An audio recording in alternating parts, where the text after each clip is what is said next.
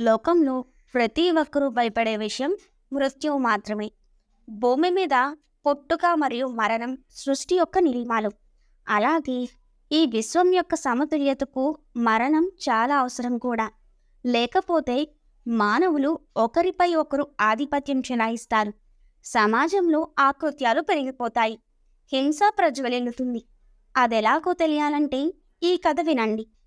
పూర్వకాలంలో ఒకసారి ఒక రాజు తన రాజ్యం వెలుపల ఒక చెట్టు కింద కూర్చున్న సన్యాసిని చూసి అతను పెద్ద జ్ఞాని అని తెలుసుకొని అతని వద్దకు వెళ్ళాడు.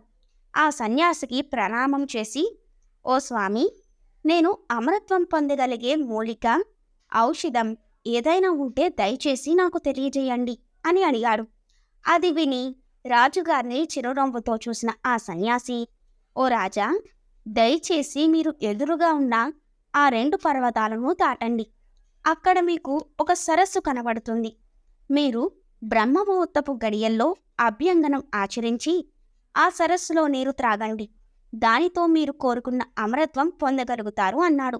అది వినిన రాజు అమితానందముగా బయలుదేరి వెళ్ళాడు. పర్వతాలు దాటిన తరువాత సన్యాసి చెప్పినట్టుగానే అతను ఒక సరస్సును కనుగొన్నాడు. సన్యాసి చెప్పిన నియమాలను పాటిస్తూ అతను నీరు తాగడానికి వెళ్ళబోతున్నప్పుడు కొన్ని బాధాకరమైన మూలుగులు విన్నాడు. అతను నీరు తాగకుండానే అదేమిటో తెలుసుకుందామని ఆ గొంతును అనుసరించాడు. అక్కడికి కొద్ది దూరంలో చాలా బలహీనమైన వ్యక్తి ఒకరు పడుకుని నొప్పితో అల్లాడిపోతున్నాడు. రాజు అతని బాధకు కారణం అడగగా బదులుగా అతను, "నేను సరస్సులోని నీటిని తాగాను. ఆ కారణంగా నేను అమరుడునయ్యాను. నాకు 100 ఏళ్లు నిండిన తరువాత నా కొడుకు నన్ను ఇంటి నుంచి గెంటేశాడు. గత 50 ఏళ్లుగా నన్ను చూసుకునేవారు లేకుండా పడి ఉన్నాను. నా కొడుకు చనిపోయాడు మరియు నా మనమలు కూడా ఇప్పుడు వృద్ధులయ్యారు. కానీ నేను మరణించకుండా ఇలాగే ఉన్నాను. నేను చనిపోవడం కోసమని ఆహారం తినడం మరియు నీరు తాగడం మానేశాను. దానితో శారీరకంగా శుష్కించిపోయి యాతన పడుతున్నాను. కానీ మరణించలేకపోతున్నాను. చావు కోసం ఎన్ని ప్రయత్నాలు చేసినా నేను ఇంకా బతికే ఉన్నాను." అది విన్న రాజు ఆలోచించాడు. అమరత్వం పొందిన వృద్ధాపం దాపురిస్తే ప్రయోజనం ఏమిటి? నేను కూడా ఈ సరస్సులో నీరు తాగితే ఇలాగే పాతపడాల్సిందే కదా.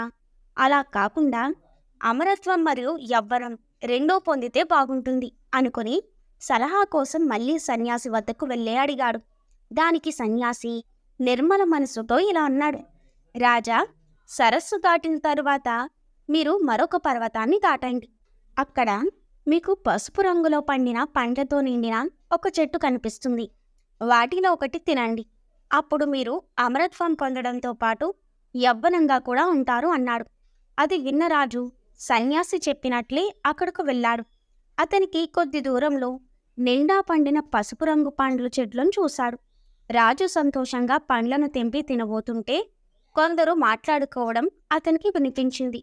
అది విన్న రాజు ఇంత మారుమూల ప్రదేశంలో ఎవరు మాట్లాడుకుంటారని ఆలోచిస్తుండగా అతనికి కొద్ది దూరంలో 4 25 వయసున్న వారిలా కనిపిస్తున్న యువకులు గొంతెత్తి వాదించుకోవడం గమనించాడు. అలా మారుమూలలో ప్రదేశానికి వచ్చి వారీలు అలా మాట్లాడుకోవడానికి కారణం ఏమిటని రాజు అడిగాడు. వారిలో ఒకరు, "నాకు 250 ఏళ్ళు. నా కుడివైపు ఉన్న వ్యక్తి మా నాన్నగారు. 300 సంవత్సరాలు. అతను నాకు ఆస్తి ఇవ్వడం లేదు" అన్నాడు. అప్పుడు రాజుగారు సమాధానం కోసం అవతలి వ్యక్తి వైపు చూసినప్పుడు అతను చెప్పాడు, "నా కుడివైపున్న మా నాన్నగారు, అతనికి 350 సంవత్సరాల వయసు.